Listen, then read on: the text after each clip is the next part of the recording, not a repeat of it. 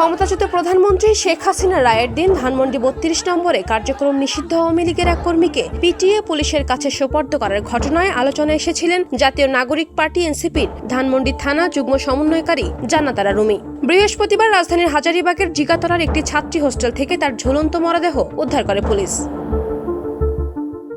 এদিকে জান্নাত আরার মরদেহ উদ্ধারের ঘটনায় বেলা 11:30টার দিকে সামাজিক যোগাযোগ মাধ্যম ফেসবুকে পোস্ট দেন এনসিপির কেন্দ্রীয় যুগ্ম সদস্য সচিব তারেক রেজা। সেখানে তিনি জানান, গত মাসে ক্ষমতাচ্যুত সাবেক প্রধানমন্ত্রী শেখ হাসিনার রায়ের দিন ধানমন্ডি ৩২ নম্বরে জিয়ার কবর খুঁড়তে চাওয়া রাজনৈতিক কার্যক্রম নিষিদ্ধ আওয়ামী লীগের একজনকে পিটিয়ে পুলিশের কাছে দিয়েছিলেন জান্নাত আরা। এরপর থেকে আওয়ামী লীগ জান্নাত আরাকে সাইবার বুলিং, হত্যা ও ধর্ষণের হুমকি দিচ্ছিলেন। এ কারণে জান্নাত আরা রাতে আত্মহত্যা করেছে।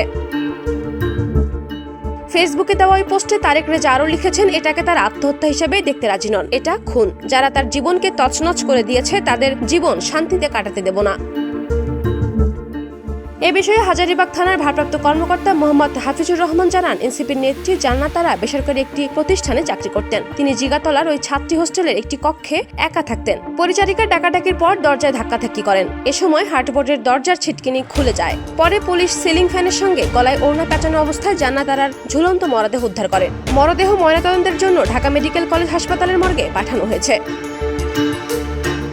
জান্নাত আরা রুমি নওগাঁ জেলার পত্নীতলা উপজেলার মোহাম্মদ জাকির হোসেনের মেয়ে। তার মায়ের নাম Nurjahan Begum. Desk report, campus Times.